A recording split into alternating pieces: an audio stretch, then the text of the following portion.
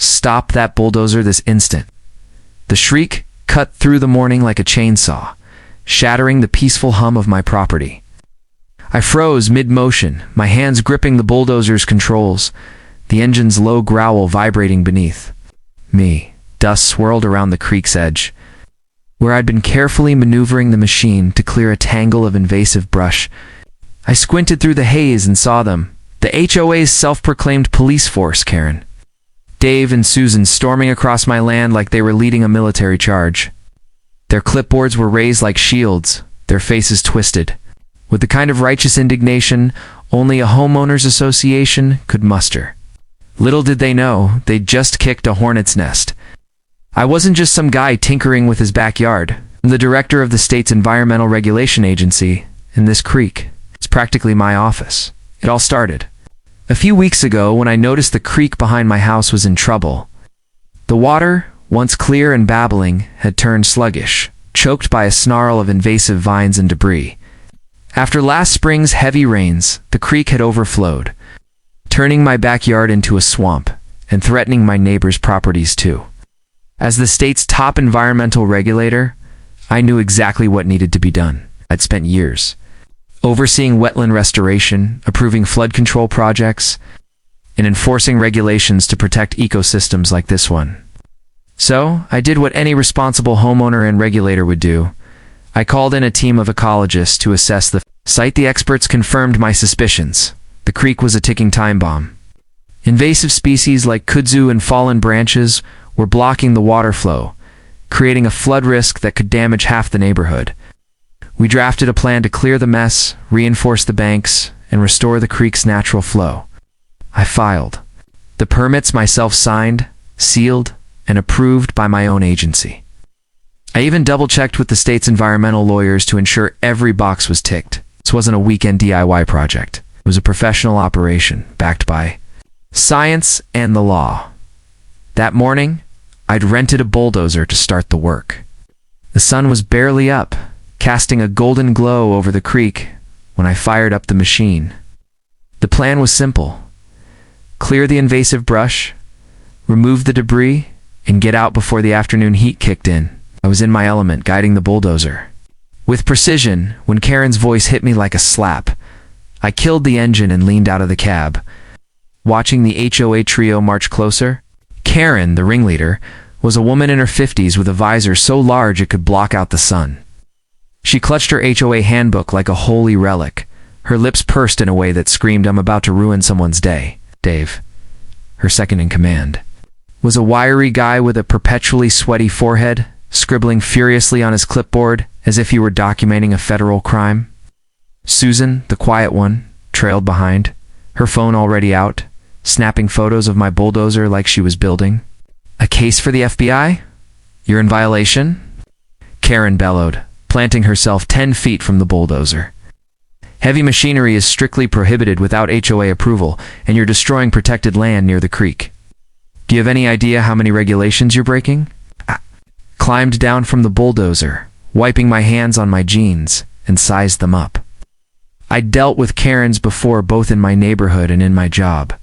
The HOA had been a pain since I moved in 2 years ago. They'd sent me letters about my mailbox being 1 inch too tall, complained about my truck's improper parking angle, and once tried to fine me because my grass was too long during a drought. But this was different. They weren't just nitpicking aesthetics, they were accusing me of environmental vandalism, which was ironic, considering I was the one saving their precious creek. "Karen," said, keeping my voice steady, "I've got this under control. I'm not breaking any rules." She laughed a sharp, condescending bark. "Oh, please. Think you can just tear up the creek because you feel like it? This is a community, not your personal playground." Dave chimed in, waving his clipboard. "We'll have you fined for this. If you don't stop, we'll escalate it to the county." Susan nodded, still snapping photos, muttering something about evidence for the board. I leaned against the bulldozer, feeling the cool metal against my back, and fought the urge to laugh. They had no idea who they were dealing with. In my day job, I oversaw every major environmental project in the state, hundreds of creeks, rivers, and wetlands just like this one. I'd written the regulations they were trying to throw in my face, but instead of shutting them down right away, I decided to let them dig their own grave. "Let me get this straight," I said, crossing my arms. "You think I'm out here illegally bulldozing a creek? Sure you want to go down that road?" Karen's eyes narrowed. "Try to intimidate us. The HOA has authority here and you're in over your head," I grinned. "Oh, Karen, you're about to learn how wrong you are." Karen adjusted her oversized visor, the kind that could double as a satellite dish, and jabbed a manicured finger in my direction. "You're violating at least 5 HOA regulations," she declared, her voice dripping with the smug authority of someone who'd memorized every line of the neighborhood rulebook. No heavy machinery without board approval, no unapproved landscaping, no disturbing protected creek areas, no noise before 8 a.m., toe, and absolutely no construction without our explicit permission. She paused for effect, clearly expecting me to cower. Instead, I crossed my arms and let her keep digging her hole. Dave, her loyal sidekick, was a wiry man with a perpetually sweaty forehead, clutching his clipboard like it was his lifeline. He scribbled furiously, muttering under his breath about fines and escalation to the county. His pen moved so fast I half expected it to catch fire. Susan, the quiet one, trailed behind, her phone raised like a weapon, snapping photos of my bulldozer from every angle. "This is going straight to the board," she said, her voice trembling with excitement. So if she'd just caught me smuggling contraband instead of clearing brush. The HOA had been a thorn in my side since I moved into this neighborhood 2 years ago.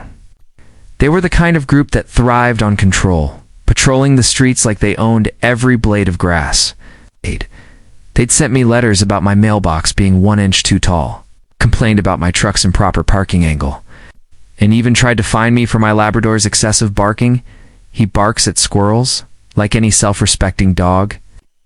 Once they'd cornered my neighbor, Mrs. Jenkins, for planting unauthorized roses in her front yard, claiming the color clashed with the community's aesthetic standards.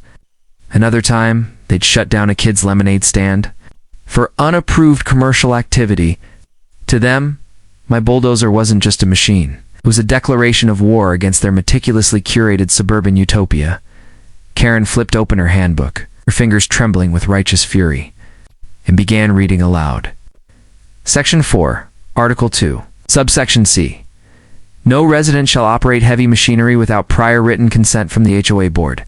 In Section 7, to Article 1, no modifications to natural features, including creeks, ponds, or wetlands, shall be made without environmental review by the HOA's Landscape Committee. She snapped the book shut with a flourish, as if she'd just delivered a checkmate. "You didn't submit a single request, and now you're tearing up a protected creek?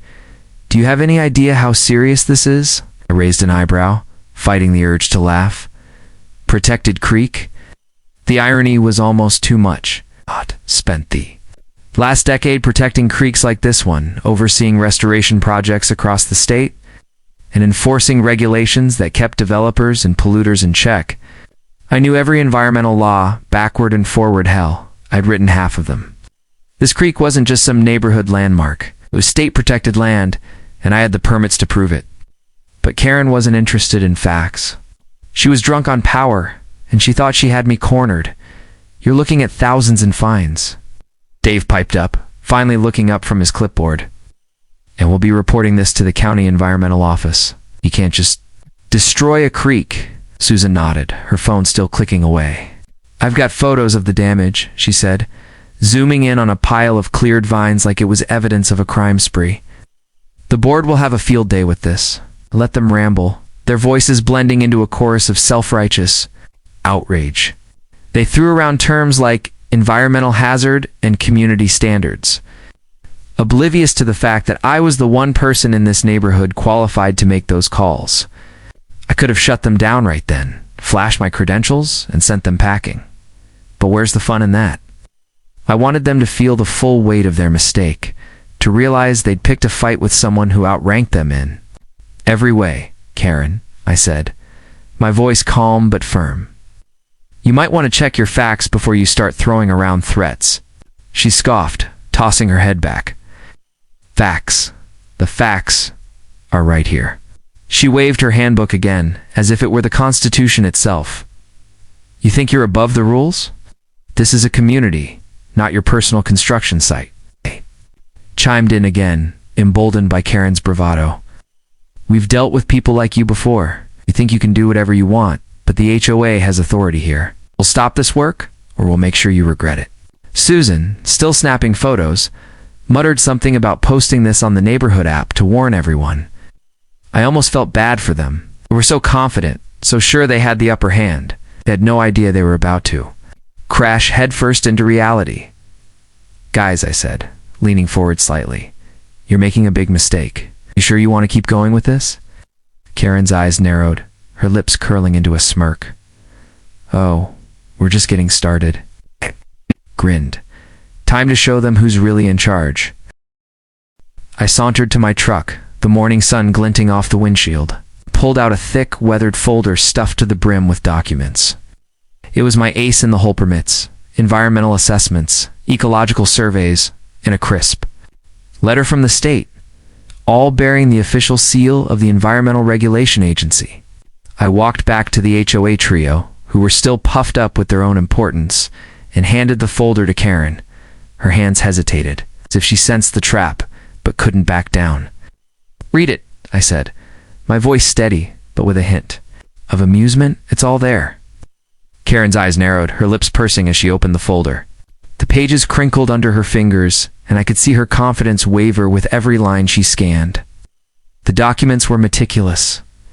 A detailed project plan outlining the removal of invasive species like kudzu and multiflora rose, a hydrological study showing how the debris was causing flood risks, and a permit signed by none other than me, director of the Environmental Regulation Agency. There was even a letter from the state's lead ecologist, praising the project as a model for community-driven conservation. Every I was dotted, every T crossed, and every page screamed authority. Dave, peering over Karen's shoulder, adjusted his glasses and muttered, "This looks ... official. Like, really official." His voice trembled slightly as if he was starting to realize they'd stepped into something bigger than their HOA rulebook. Susan, still clutching her phone, stopped snapping photos and leaned in, my eyes darting between the documents and my face. The air grew heavy with tension. The only sound the faint rustle of papers and the distant chirping of birds along the creek. I let the silence stretch, savoring the moment, and I pointed to the creek, where tangled vines and fallen branches choked the water's flow. See, I said, this isn't some backyard hobby. I'm clearing invasive species to prevent flooding that could ruin your homes. The state approved it because I approved it. I'm the director of the Environmental Regulation Agency. The words hit like a thunderclap. Karen's jaw dropped, her handbook slipping slightly in her grip. Dave's pen froze mid-scribble, a bead of sweat rolling down his forehead. Susan's phone slipped from her hand, landing in the grass with a soft thud. A moment nobody moved. It was as if the entire world had paused to let the reality sink in. "You're what?" Karen stammered, her voice barely above a whisper. Her visor tilted slightly, betraying her attempt to stay composed. "Director," I repeated, pointing. "To my name on the permit, I oversee every environmental project in the state, creeks, rivers, wetlands, you name it. This creek, it's state-protected land, and this project is under my jurisdiction. You're standing on my work site." Karen blinked rapidly, flipping through the folder again as if hoping to find a loophole. Dave took a step back, his clipboard now dangling uselessly at his side. Susan scrambled to pick up her phone, her cheeks flushed with embarrassment. The HOA trio had come in guns blazing, expecting to bully another homeowner into submission. But they'd just run headfirst into the one person who outranked them in every way. I couldn't resist twisting the knife a little, I said, leaning casually against the Bulldozer. I've spent years protecting ecosystems like this one. I've dealt with developers trying to pave over wetlands, corporations dumping waste into rivers, and bureaucrats who think they can skirt the law. And now, I'm dealing with you three people with a handbook, thinking you can stop a project. Karen's face turned a shade of red I didn't know was possible, but ... But the HOA has authority, she sputtered, clutching at straws.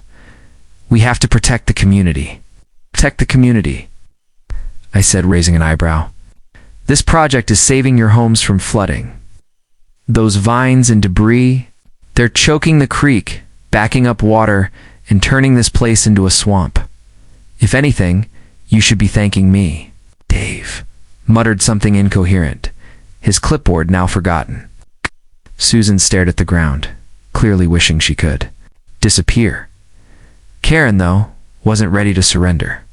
She straightened up, clutching the folder like a lifeline. "We'll need to verify this with the county," she said, her voice shaky but defiant. "This doesn't mean you're off the hook," smiled, unfazed. "Go ahead. Call the county. Call the state. I'll call the governor if you want. I'll tell you the same thing. This is my project, and it's happening." The defeat in their eyes was palpable. They'd come for a fight, but they'd gotten a masterclass in overplaying their hand. I leaned in closer, my voice low, but sharp enough to cut through the tension hanging in the air like morning fog. "If you'd asked me what I was doing, I'd have explained the whole thing: permits, flood risks, ecological benefits, all of it. Instead, you marched out here, waving your little handbook, assuming I was some rogue homeowner breaking the rules." "Big mistake, Karen. Big mistake." Karen's face flushed a deeper shade of red, her visor tilting slightly as she tried to regain her footing. She opened her mouth to speak, but I wasn't done. I stepped forward, gesturing toward the creek where the tangled mess of kudzu and debris still choked the water's flow. "You see that? That's not just a creek, it's a state-protected waterway. Your HOA rules don't apply here. They never did. This is my jurisdiction, and I've got the full weight of the state behind me." Dave took a step back, his clipboard dangling uselessly at his side, his sweaty forehead glistening in the sunlight. Susan, still kneeling in the grass to retrieve her phone, froze, her eyes wide with the dawning realization that they'd overplayed their hand. Karen, though, wasn't ready to surrender. She straightened up, clutching the folder of documents like a shield, and tried to muster her usual authority. "The HOA still has jurisdiction over community aesthetics," she snapped, her voice cracking slightly. "Can't just tear up the neighborhood and expect us to stand by." I couldn't help but laugh, a short, sharp bark that made Dave flinch. "Aesthetics. Karen, this isn't about your precious curb appeal. This is about preventing a flood that could ruin half the homes in this neighborhood, including yours. Those vines and debris are blocking the creek, backing up water, and turning this place into a swamp. I'm fixing a problem you didn't even know existed. You're trying to stop me because of ... aesthetics." I pointed to the folder in her hands. "Those permits? They're not just pieces of paper. They are backed by hydrological studies, ecological surveys, and the state's environmental lawyers. I've spent years overseeing projects like this, restoring wetlands, protecting rivers, stopping developers from paving over ecosystems. I've dealt with people a lot scarier than you, and I've never lost. So, let me be clear. If you keep interfering, I can have you cited for obstructing a state project. That's not a fine from your HOA. That's a legal violation with real consequences." The weight of my words hit them like a freight train. Karen's mouth opened and closed, but no sound came out. Dave looked like he wanted to melt into the ground, his clipboard now clutched to his chest like a teddy bear. Susan finally grabbed her phone, but her hands were shaking so badly she nearly dropped it again. The HOA trio had come out here expecting to bully me into submission, but now they were standing on the wrong side of a power they couldn't comprehend. I softened my tone, but only slightly. "Look, I get it. You're used to throwing your weight around, making people jump when you wave that handbook. But this time, you're out of your depth. This project isn't just legal, it's necessary. It's protecting your homes, your neighbors' homes, the whole damn neighborhood. You should be thanking me, not threatening me with fines." Karen tried one last time to save face. We'll need to verify this with the county," she stammered, her voice barely above a whisper. "This isn't over," I shrugged, unfazed. "Go ahead, call the county, call the state, call whoever you want. I'll tell you the same thing. This is my project, and it's happening. In fact, if you push this, you might find yourself explaining to my team why you're delaying a critical environmental restoration." The mention of my team was the final nail in the coffin. Karen's shoulders slumped, the fight draining out of her.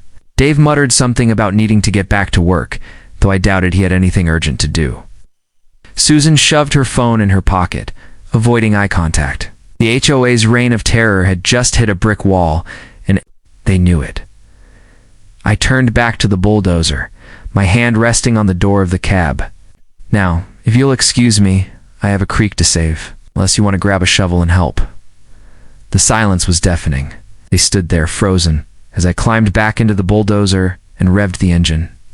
The roar filled the air, drowning out any chance of a comeback. They'd come for a fight, but they'd gotten a reality check instead. I climbed back into the Bulldozer, my boots clanging against the metal steps, and fired up the engine. The roar was deafening, a triumphant bellow that drowned out Karen's final feeble attempt at a protest. "We'll be discussing this at the next board meeting," she shouted, her voice barely audible over the machine's growl. I gave her a mock salute, my lips curling into a grin, and got back to work. The HOA trio stood frozen for a moment, their clipboards and phones useless. Against the reality of their defeat, then, like a pack of scolded dogs, they turned and slunk away, their visors and egos deflated. Karen's oversized visor bobbed as she led the retreat, Dave trailing behind with his clipboard tucked under his arm, and Susan clutching her phone. Like it might still save her, as the Bulldozer's blade tore through the invasive vines, I felt a surge of satisfaction. This wasn't just about clearing a creek, it was about reclaiming my peace from an HOA that had been bullying the neighborhood.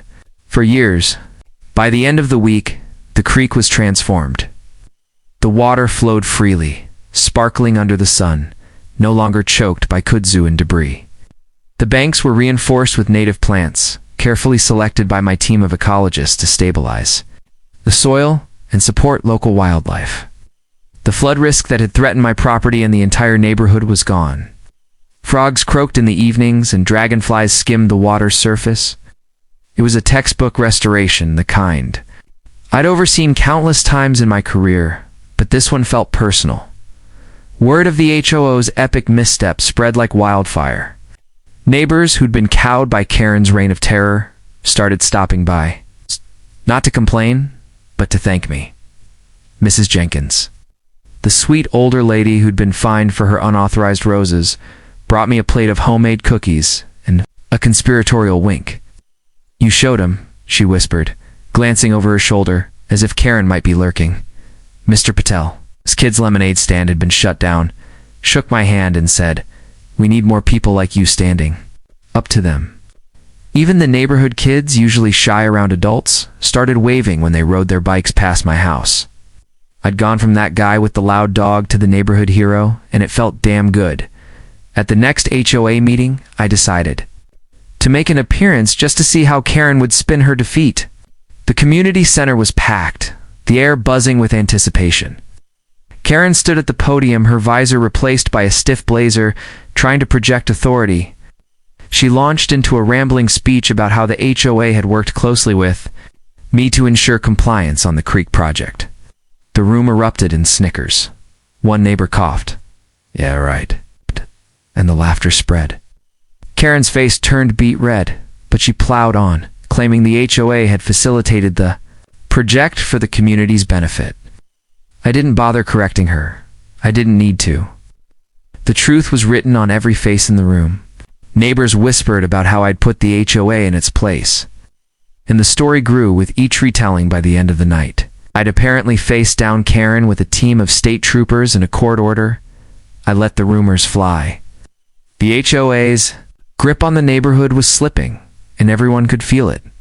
People started talking openly about challenging the board's petty rules, from mailbox heights to band garden gnomes. Karen's reign of terror was crumbling, and I'd lit the match. The creek became a point of pride for the neighborhood. Families started walking along its banks, kids skipping stones across the clear water. The local Audubon Society even reached out asking if they could feature the project in their newsletter as a model for community-led conservation. I agreed on the condition that they didn't mention the HOA's help. Meanwhile, my job at the Environmental Regulation Agency kept me busy, but I made a point to check on the creek daily.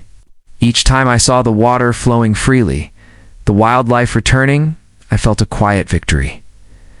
As for Karen, Dave, and Susan, they avoided me like the plague.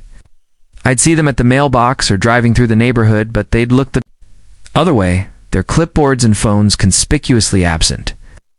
Karen's visors still made occasional appearances, bobbing down the street like a warning flag, but her swagger was gone. Every time I caught her eye, I'd give her a friendly wave, knowing it drove her up the wall. She never waved back. One evening, as I sat on my porch with my Labrador Max, snoozing at my feet, I looked out at the creek. The sunset painted the water gold, and a heron swooped low, hunting for fish. The neighborhood was quieter now, freer, and the creek was thriving. I'd taken on the HOA and won, not just for me, but for everyone they'd bullied. And I'd done it with a bulldozer, a folder of permits, and the truth.